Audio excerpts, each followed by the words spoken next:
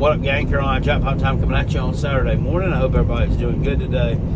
I am doing great. Thanks for asking. Looks like we're going to have a really nice Saturday here in the upstate of South Carolina. Weather-wise, I don't see a cloud in the sky, and we've had 3 or 4 of these in a row. I think Wednesday we reached up to about 70, 72 degrees, and it is much welcome after having some days where it was blustery and there were some bitterly cold mornings back a couple of weeks ago. So nice to see old man Winters probably decided to leave us alone for another year, and spring is on the way. And what else could we be talking about with the spring other than college football? And I haven't had a heck of a lot of stuff to make content about lately in terms of college football, and especially with my Gamecocks. The driving videos I've been doing going to work, I haven't been able to do one of those in about 3 weeks, 4 weeks, because I've been training a couple of different dudes, and well, not at the same time, and I'll be doing it one more week, and with that, I just can't be riding around making videos and listening to YouTube videos on my AirPod dealies and all that while I've got someone that's supposed to be learning from me, and I'm supposed to be watching them and observing what they're doing. Just not professional. So those will be coming back soon, though. I wanted to get into the South Carolina Gamecocks. First off, the win total for the 2025 season. My podcast partner, Dum Dum Rob Sanders, posted something that he got. It was on Twitter, and it was the SEC over/under win totals from some sportsbook called Bet Online.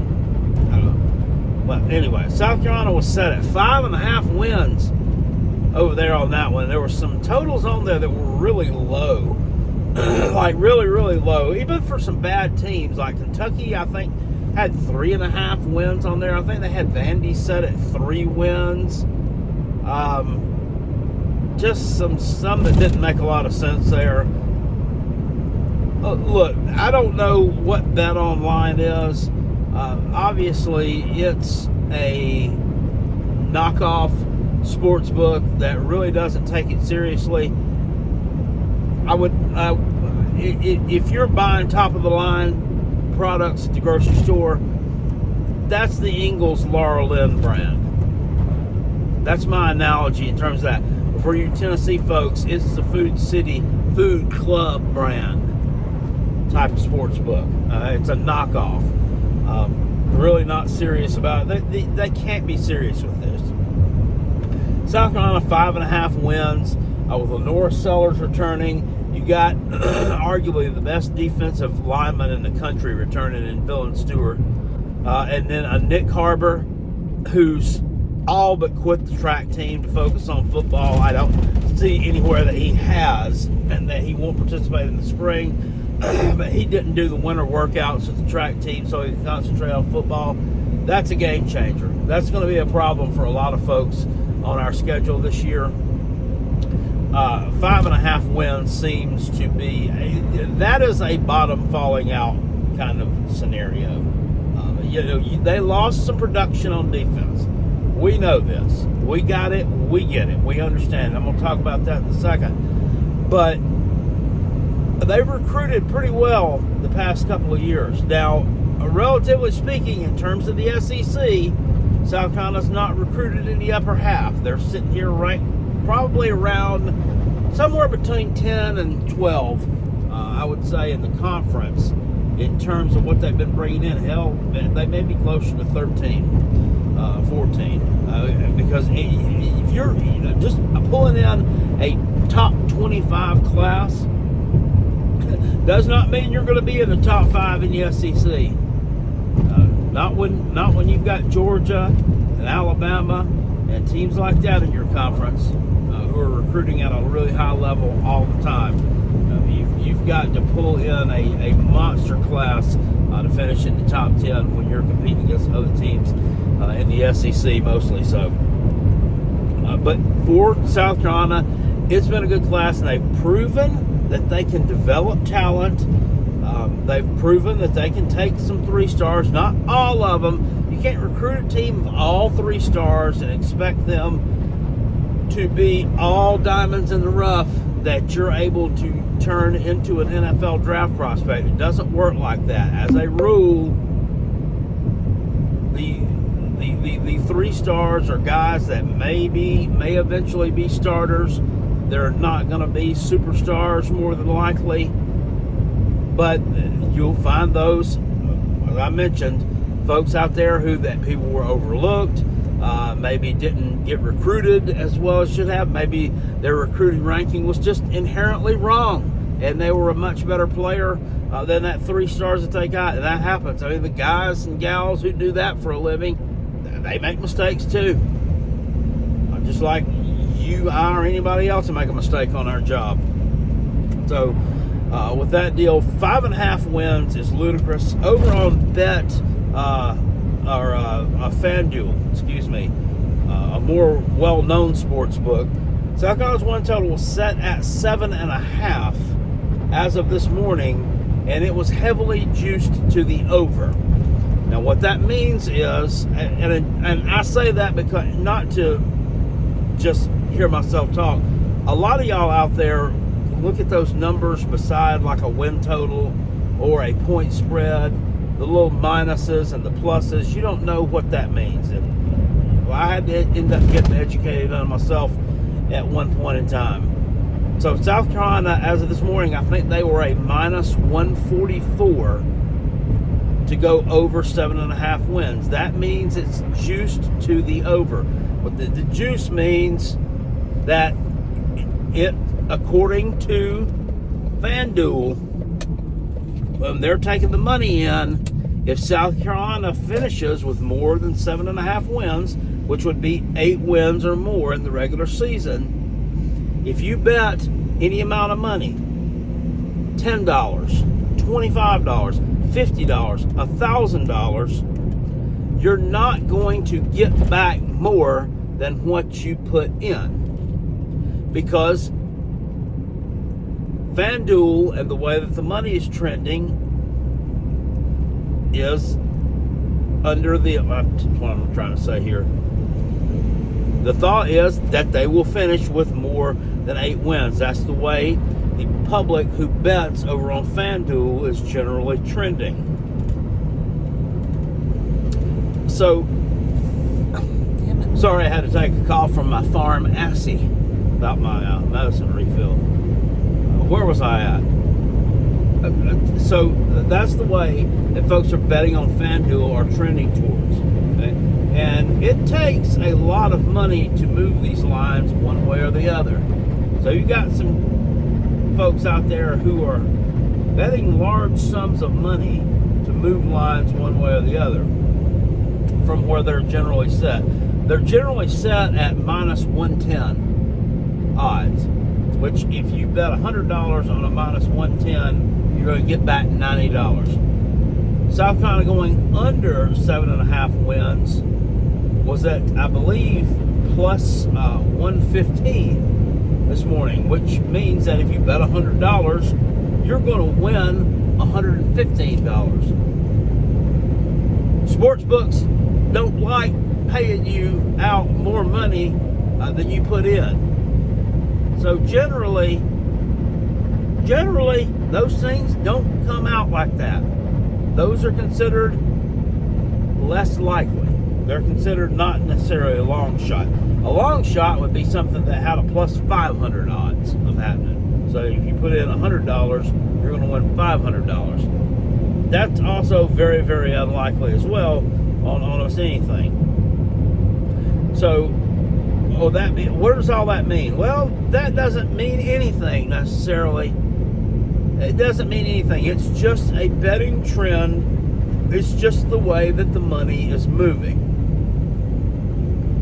But there are a lot of insiders who have information that they deem relevant that are placing these bets that you and I don't know about. It's info you and I might not necessarily know anything about, and very often, they're correct. Take last year, for instance. Missouri, the Tigers. They had a great regular season in 2023. A lot of people were like, man, they probably win 10, 11 games, might go undefeated in 2024 with all the production they had coming back. They had a very favorable schedule. It looked like Mizzou could be one of the teams to beat. However, their win total comes out at 9.5. And over here on FanDuel, it's juiced heavily to the under. Well, how did it play out? Missouri had a 9-3 regular season, despite that pillow soft schedule. There's just one example of where Vegas was right. It's not always going to be that way, and very often it's not. Just something to look at there. But the large discrepancy between these two sports books is crazy. And then the thing about it was, when I looked up those numbers and those odds, I wanted to quote them to y'all exactly. When I went back and looked a while ago, just probably 2 minutes before I started making this video on FanDuel, South Carolina's not on there anymore. The SEC, there's 13 teams in the SEC listed right now that you can place wagers on. That would be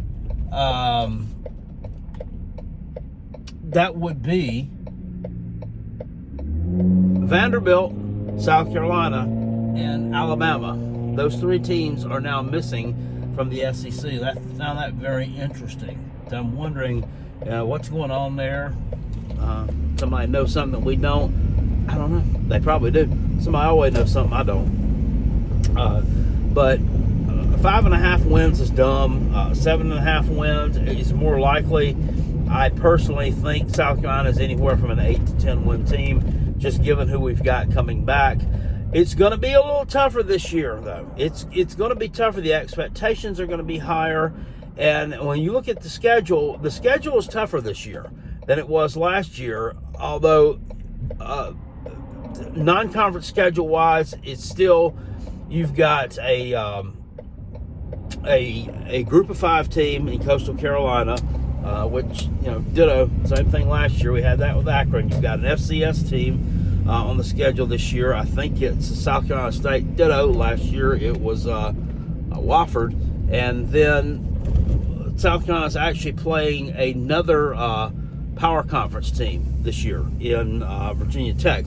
Didn't have that last year. And then, of course, you got the Taters, which is always going to be on there. But then you look at the games, you're playing a lot more of the teams that are more highly thought of, teams with higher win totals that are set on the road this year. Your Ole Miss game is on the road. It's going to be a tough one. Your Mizzou game, another tough. It's going to be on the road. LSU, another very tough one, on the road. Then the teams that are the weaker conference competition, the ones you kind of dominated a little bit last year. I know it hurts to y'all to hear that, but Kentucky, we dominated you. Wasn't you supposed to beat us by 30? Isn't that what y'all said? Y'all remember that? Back at the beginning of September last year, Kentucky, after South Carolina struggled with Old Dominion, we'll beat them by 30. And that's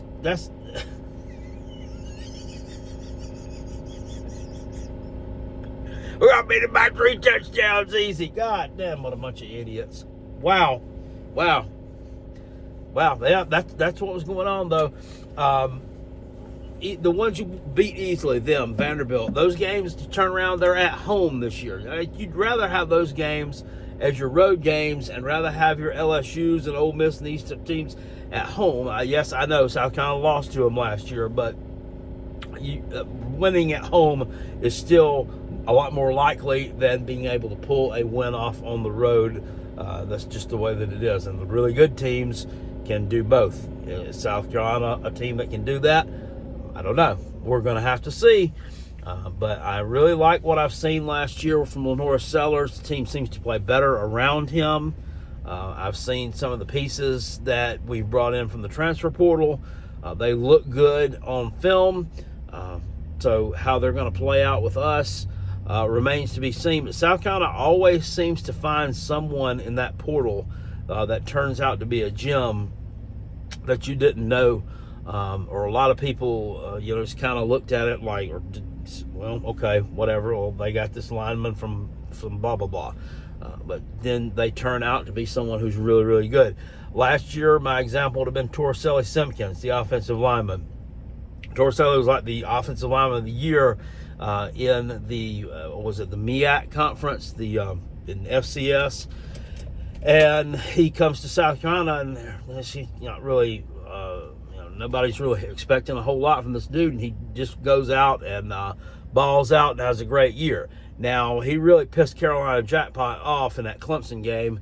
Got a personal foul, a late hit penalty that totally unnecessary. Just blocked someone out of bounds. Well, he kicked his ass is basically what he did. But he's just like Torricelli, dude. You can't knock the shit out of him and just follow him up into the stands, bro. Okay, we can't do that, especially here when the game's on the line. That could have cost us in the end. Thank God that it didn't. But I can forgive that.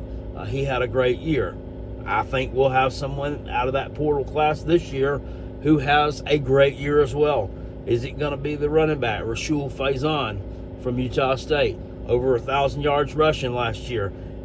My podcast partner, Rod Sanders, I always keep referring to him on this because, anything that South Carolina does, any kind of negative news associated with South Carolina, he's like, like a little kid, all giddy at Christmas time because they got that little train set that they wanted. It's so silly. It's like, oh, what's he going to do? Well, he played at Utah State. Will he rush for 1,000 yards he rushed for 1,000 yards at Utah State. So? What kind of pieces do you think he had around him? What kind of line do you think he had at Utah State? Probably wasn't great, buddy. He still went for over 1,000 yards. Shut up and learn something about football. And there's a lot of people like that. There's a lot of people like that who need to shut up, watch football, and learn something about it. Other than just spouting off every time you get a chance to see yourself talk. It could be him. It could be one of the offensive line that we picked up. We picked up one from Wake Forest who's got a ton of starts.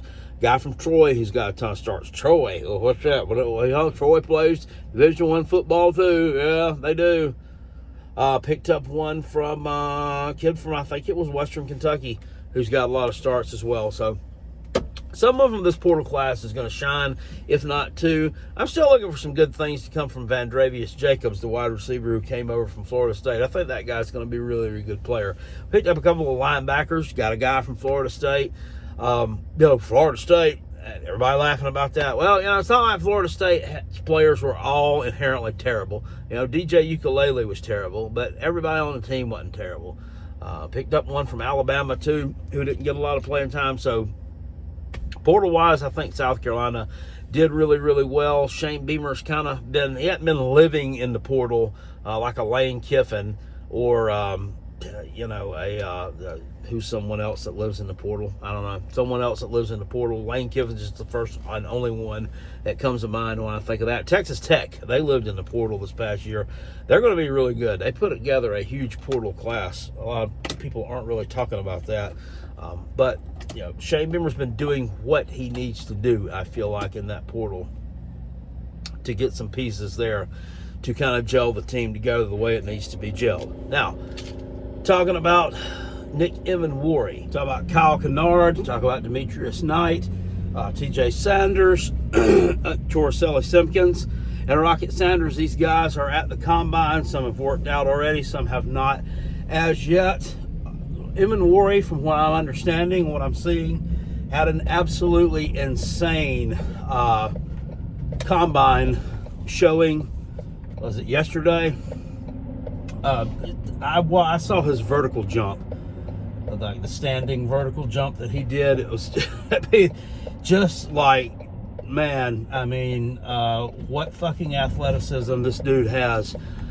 I tried to do one in my kitchen, and it's got a high ceiling, so I'm like, I can do this right here. Because I actually had thought about, went outside and set the camera up and and doing a standing vertical jump for you guys to show you what the layman individual looks like when they try to do a standing vertical jump beside what Emmanwori did. Well, it turns out it didn't matter if I had a high ceiling in my kitchen or I had an extremely low ceiling, because I wasn't touching shit.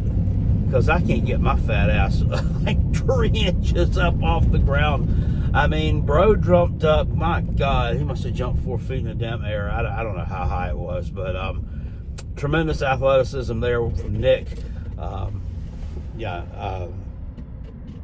Kyle Kennard and Demetrius Knight, I think. Yeah, these dudes are bench pressing 225 like 24, 25 times in a row. Just running. Nick Emmanwori had like a 4.32 40 or something. Fuck. I mean, he's acing the NFL job interview in that regard. Now, anybody can look good in the quote-unquote underwear Olympics, what they call it, but you can't deny that athletic prowess and skill. Don't sit there also and tell me, well, you can't talk about Nick Emmanwori like that. You were shit-talking him too much ago in that bowl game. Yes, I did. In that bowl game, he pissed me off. He pissed me off. He was a selfish you-know-what not playing the second half of that ball game. I stand by that, and I will never waver for that. And it will always be that way. Anybody who does that is selfish. But here's the thing. These are kids still. They're still kids. They're going to fuck up.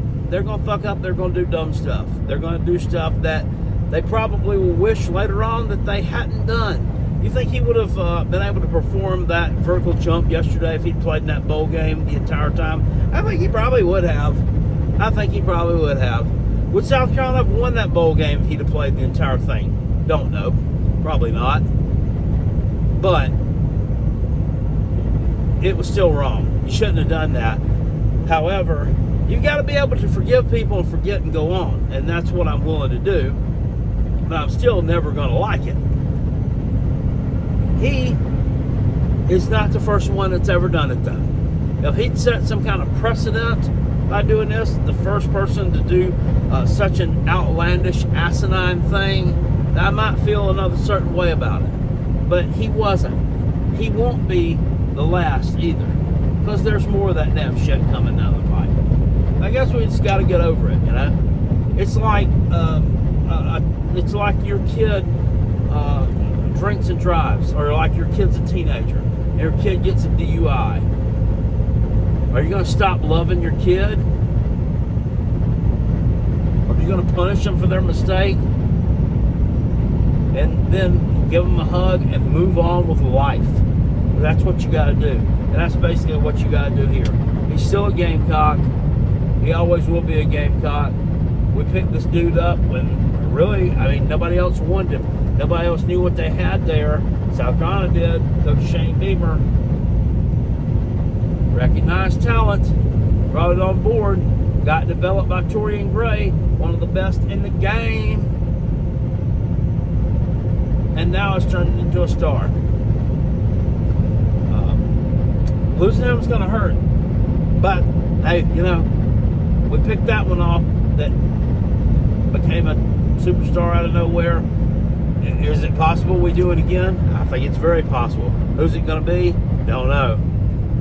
But I think to summarize what we've been talking about here today, 5.5 wins is ridiculous. 7.5 wins is more on the spectrum of where it needs to be. I think an 8 wins is going to be disappointing. It's not going to get you in the playoffs. But with the schedule you have, and I'm not going to ever sit here and say that the 8 wins is the bar and that's what we're shooting for. But with the schedule South Carolina's got, it's going to be tough. Getting over that is going to be tough. If they get to the playoffs, that will be a tremendous statement. They will really, really have done something if they make it to the playoffs with this team. Now, I think that they may have missed their chance here in relative to just this few years window that we're in right now. They may have missed their chance last year because defense travels. Defense wins championships. And yes, the defense is going to take a step back next year. Is it going to take a significant step back? I don't think so. Not as much as everyone else does. I think they could possibly give up 5 to 7 points more a game. I've said, though, that I think the offense could easily score an extra 5 to 7 points a game to offset that. But I think they still may have missed out a little bit because you've got some other teams out there that are kind of leveling up a little bit. Oklahoma is going to be a dangerously good team. They brought in this quarterback, John Mateer from Washington State, who was absolutely amazing last year. Now, the thing with him is,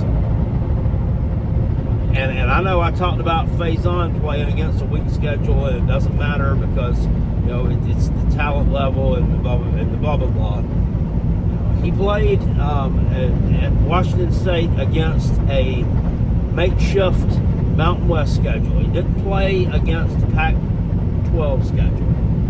So I'm not taking anything away from the guy. He's really, really talented. He's really good. And I think he could be a tremendous fit at Oklahoma if they get some pieces around him. Got a new offensive coordinator coming in there. New defensive coordinator, too, I believe. So Oklahoma, I think, is going to be a much better team than what they were last year. You're looking at some teams here, such as like Auburn. They're calling for 7.5 wins for Auburn. Look, why are they overhyped every year? They're overhyped They're not going to live up to that expectation. They're not going to do it. They won't win 7.5 games. They'll be another 6-6 team again. They'll be a 6-6 team again. So go ahead and mark it down here in March, on March the 1st, the Carolina Jackpot said, and I'm putting it on my own bookcase of accountability, Auburn will go 6-6 again. I'm also going to put this one on my bookcase of accountability. South Carolina's going to beat Alabama's ass in Williams-Brice this year. Put that on the bookcase of accountability. We're going to get that one back. Of all of them we're going to get back, we're going to get that one back. I want that LSU one back. That's the one I want back. But they've leveled their game up too in the portal with they already had Garrett Nussmeier, who's excellent, and they've added some wide receiver pieces there, of one of which Barrion Brown from Kentucky I always thought was a really good player, and I would have liked to have seen him end up wearing that garnet and black at South Carolina. We did get a Kentucky receiver, tight end actually, Jordan Dingle, so he'll be wearing the garnet and black. I would like to have seen Barrion Brown or Dane Key from Kentucky wearing it as well. We need to pick up another wide receiver piece in the portal this spring, and I'm interested to see how that plays out. Well, I've rambled on for a long time here about Gamecock football, but I had a lot to say. It's been too long of a layoff that I haven't been able to express my feelings about the 2025 team, where I think we're headed, and hopefully I was able to convey that message to you today, and maybe you'll agree with me. Maybe some things you don't agree with, and that's fine. We're all going to disagree, aren't we? That's what makes the world go around and round and round. Anyway, I will see you guys later on. I appreciate you. Peace. I am out of here. Hey, I got to go home, to be honest, to wrap this video up. I got to go home and get ready. It's a little after. It's like 10:30 in the morning. I got to get to the house real quick. We got some stuff to get together. I've got to go tomorrow, get another pair of shoes. I got to get a few more clothing items, and I've got to get my ass on the computer and get pre-registered or do my pre-check-in thing today for myself and my wife, because I'm going on a cruise. Going on a cruise this Friday afternoon. The Slob Cruise. Going to be heading out of, Port Canaveral, Florida for the Bahamas for a day on Saturday, and then turn around and just, sailing around the ocean on Sunday, and then we'll be back in Florida on Monday morning and ready to head back home and go back to work on Tuesday. I'm looking forward to this. Been looking forward to it for a long time. Probably going to stay pretty liquored up on this cruise because, to be honest with you, I'm a little bit apprehensive about getting on a large vessel and floating out in the middle of the ocean, even though possibly surrounded by friends. Well, I don't know how many of us are actually going on this celeb cruise. It's not, I don't know, it's not like 100 people or anything. Or maybe it is. Hell, I don't know. Not a lot's been talked about it, but I'm looking forward to it. Never been on a cruise before, so yeah, I am ready for this. Anyway, I got to get ready for that thing, so I'm going to go home and prepare myself. I will see you all later on. I appreciate you. Peace. I'm out of here. Go Gamecocks.